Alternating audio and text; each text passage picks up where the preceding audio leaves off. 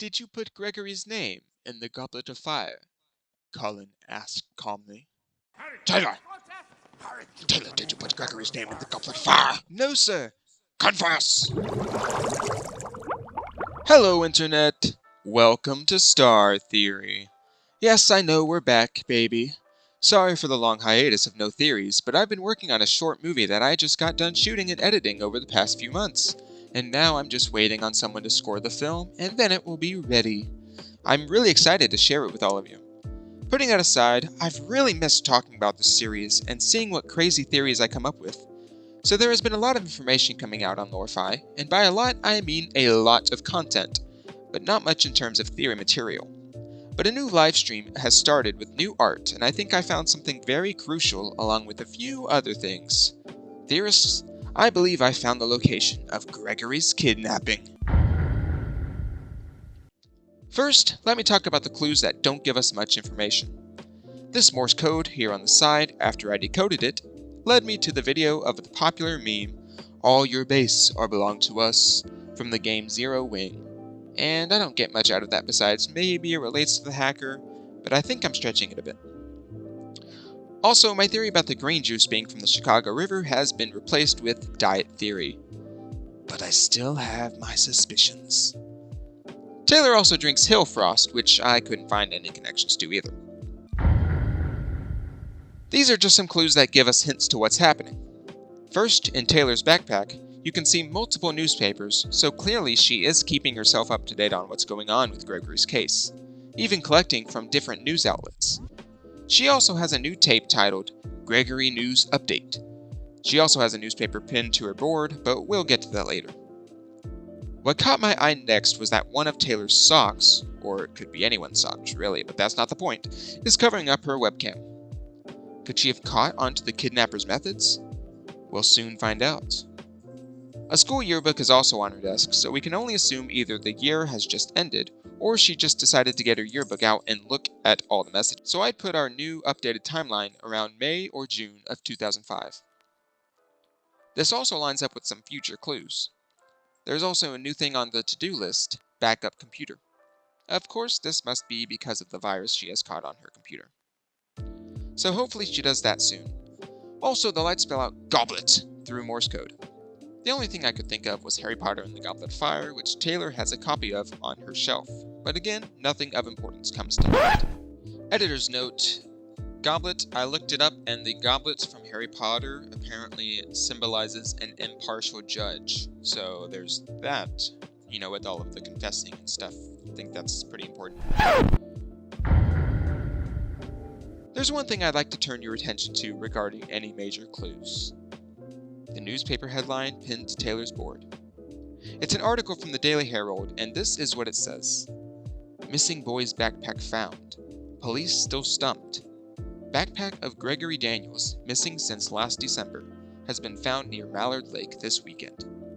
Hanover Park Police Department shut down the area and are continuing the search, hoping to find more evidence that might help in finding the 12-year-old.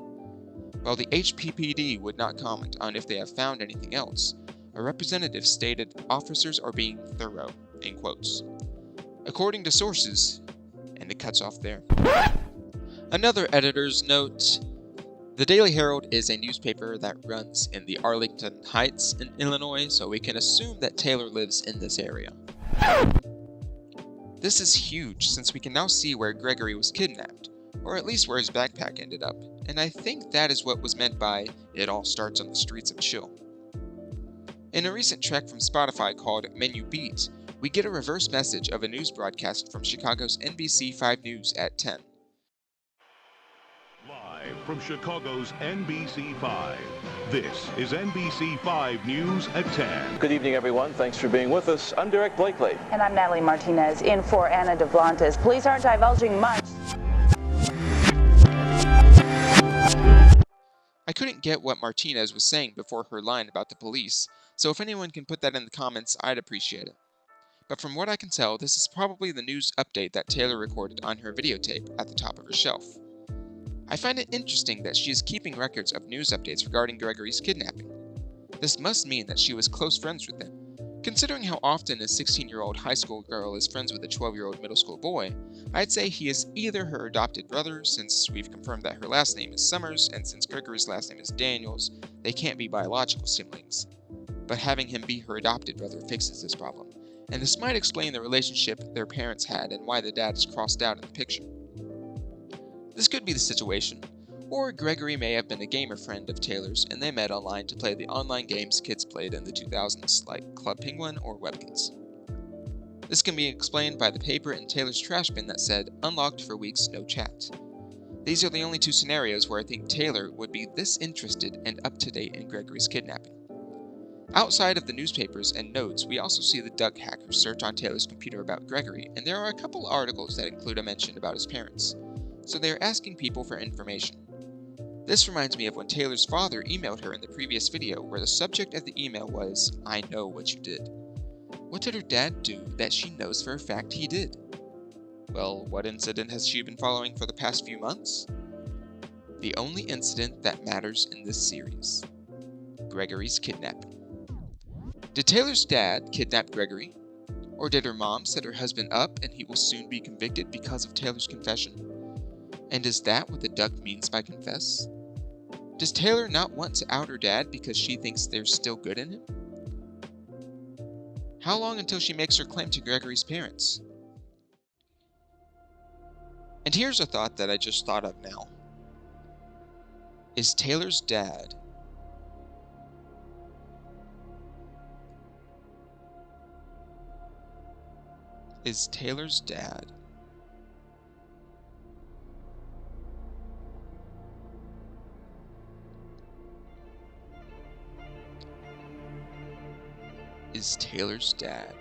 the hacker, the duck, the man behind it all, seeing if Taylor can confess, since she knows what he did, and he's wondering if she has the power to confess? But then why is he emailing her in these nice ways? Is he trying to manipulate her in some way? Since she doesn't know that he knows that she knows. But he knows that she knows. What are the repercussions of her confessing that her dad kidnapped Gregory?